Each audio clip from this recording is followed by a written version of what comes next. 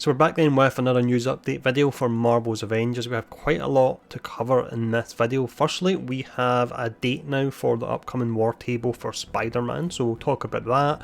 Really not long to go for that. We've then got some details on the Spiderman event that will launch at the same time as his character comes out. We've got some information on the Tachyon nerf, which is actually great to see. And then once we've done all that, we're going to quickly watch the Spidey reveal trailer and I'll give my thoughts during it as well. But let's jump in, we'll talk about the upcoming war table first. So we'll just be taking this information directly from the blog post here. So they state, we heard you like war tables, mark your calendar for November the 29th for the premiere of the next Marvel Avengers war table with everything you need to know about Spider-Man and the Claw Raid. So both of them actually come out on the 30th, so it's just the day before that they're actually going to be showing both of them off. It also says, we heard you want to see more of Spider-Man, tune in tomorrow, so that will actually be today when I'm recording this video, and I'll do the recap of it tomorrow, which will be Saturday, but tune into the stream at 2 PM Pacific time, and our Crystal Dynamics team will show off some of its outfits, so that'll be good to see. I think they're probably saving the gameplay maybe till the week after, I would imagine. It sounds like it's just the outfits, and then also there's some information on an upcoming double XP event as well, so that's actually going to be this weekend looking at it there. So time to get your characters leveled up a little bit there. If you are looking to level up your champion points at all, make sure you watch the video I've done in that before you invest in it, because half the nodes aren't worth actually investing in, so make sure to do that. But let's now talk about the Spider-Man event.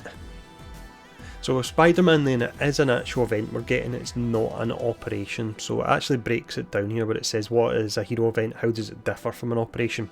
So the overarching difference is scale, which impacts the way the story is told. The hero event doesn't come with a story campaign in the way an operation does.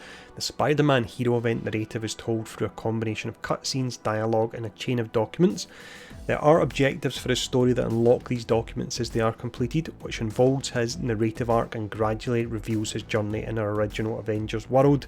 As a result, Spider-Man will already be unlocked for existing missions rather than having to recruit him as a playable hero during his story via story missions. Now, this is something I actually talked about in the past that I feel when it comes to heroes that aren't AAA heroes, they want to bring them out as quick as they can. She-Hulk is rumoured to come out next. If she does actually come out, if we get that far, then she has to be a character that for me would come out with something known as a hero event rather than an operation. You want to get her out as quick as you can, and then when you have your bigger names, the likes of Black Panther and Spider-Man, then I would say you want to do your full campaigns for them. So I like the structure of this for your lesser known heroes, but for Spider-Man personally, I would have liked to have seen a full campaign the size of Black Panther, for example, or even if we had some villains in there as well, your Dr. Octopus and your Green Goblin, Sandman, even one of them would have been awesome to see. So it's a little bit disappointing what we're actually getting when Spider-Man launches, but this particular model, I would like to see it applied for lesser known heroes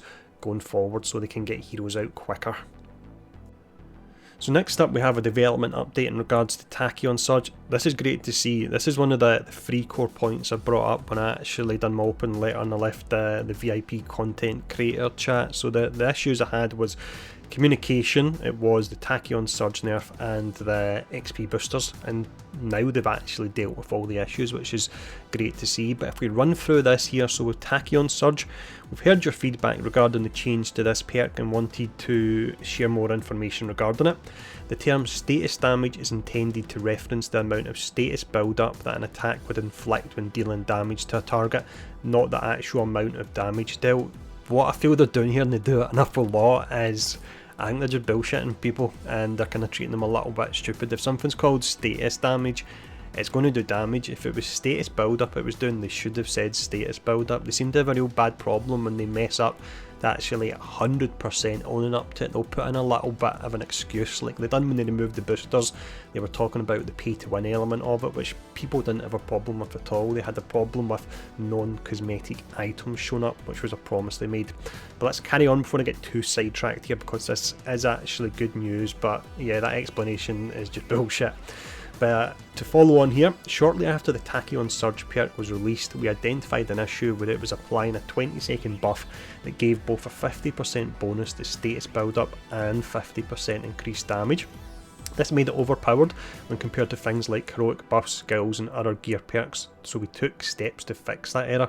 Now, if it's overpowered, why do we have a damage buff that allows 35% crit and 60% damage? Sure, that's even more overpowered. But again, let's not get too sidetracked here with me ranting.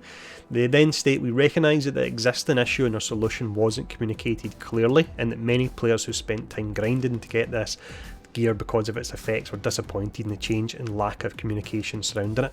The change was the damage was reduced to 0% and it only done status build up. The communication they gave in regards to it was one message that Andy actually put on Discord after I asked him about it in the VIP chat. So definitely you can see why players weren't happy with this, and it wasn't communicated properly at all. It states here, to help alleviate some of this frustration, we are bringing back the damage buff in patch 2.2 on November the 30th, but reducing the overall buff duration to 10 seconds. That's actually still pretty decent. The shorter duration will help reduce the frequency of the buff being active for most of a combat encounter, while still being an extremely strong perk worthy to grind for. So going forward, we will ensure that any major perk changes are communicated more clearly in our patch notes and blog posts. They've said this various times in the past and they've not actually done it, about lessons being learned about stealth and the different things. However, don't worry, I've got a team of geeks in Discord, and whenever anything does change, we notice it and then I'll be vocal about it, so we can hopefully get some communication on it, or we can even get it reverted if it is a negative change. But yeah, there we go, that was a Tachyon surge that was reverted, and admittedly it's went from 20 seconds to 10, but it's still going to be good, whereas before with the nerf they done it, it was just a dead perk, it was completely useless. So that's good to see. Now let's jump in, let's play the Spidey trailer and I'll give my thoughts during it as well.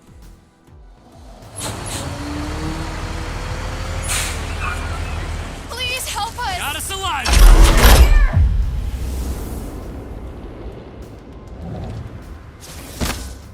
Let's see. Dozen of them, one of me. So we got to hear the voice for Spidey for the first time there. I'm not sure who the voice actor is. Personally, I'm not too keen on this, but I'll need to hear more in game to see what he's actually like, but I'm not immediately sold on this at all. Someone there? Just another day being Spider-Man.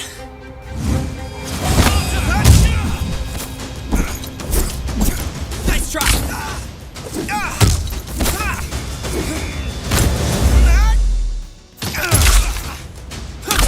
Come over here!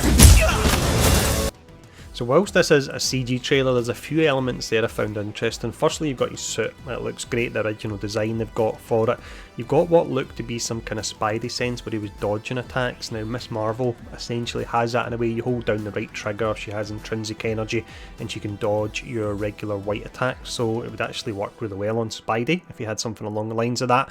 And then also you had his webbing, so I'm curious if the webbing can be used as an active crowd control when you're actually fighting, if you could web enemies up, or if it's something that will more be used when he actually does takedowns. So you'll do a takedown to finish off an enemy. If you finish them off, they'll be lying there covered in webbing. So it'll be interesting to see. Personally, I hope it's active and he is a crowd control character, because that would actually fill a void we actually have in the game, and it would actually be really pretty fun.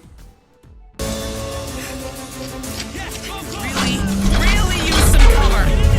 Hands up! Whoa! Really fire! That was close. With the You guys look great. I'm just saying. You look great. Looks like I got some friends too. Avengers, assemble. Bad guy, scatter. Couldn't have put it better myself, buddy. What can you see? Keep moving, guys, keep moving. Come on, let's go. This way! So we see a little bit of traversal here, but once again it's a CG trailer, so we don't know exactly how this will work. Personally, I'm hoping it'll be like the Spider-Man games, in that you can actually use his web slinging from anywhere. Yes, it's not realistic, but it's not going to feel like Spider-Man if you're out in the snowy tundra, for example, and you're just having to run across most of the map because there's nothing to actually fire his webs onto. Let me know what you think about that in the comments below, because I'm aware it's quite a contentious issue, that one.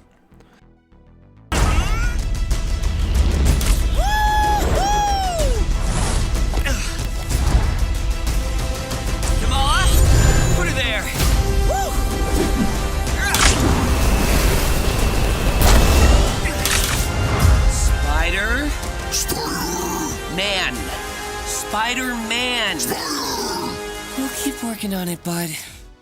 PlayStation. So there we go, that is the Spider-Man reveal trailer and my thoughts on it. Now, just to finish up here, we had a part under social announcements. It's the bottom paragraph that's relevant. I have a video upcoming in this. So it's mentioning here, what does your Black Panther build look like? Read up on how our developers arm their king in our Black Panther build blog here. Now, just as a sneak peek, here is the thumbnail for the video where I actually rate the developers Black Panther build, so it's quite a fun video. That'll be coming in the next day or two. But let me know in the comments below what you think about what they've shown off of Spider-Man so far in regards to his costume, his voice, and potentially how his traversal will be. And thanks for tuning in for this. Stay safe, and I'll see you all again soon.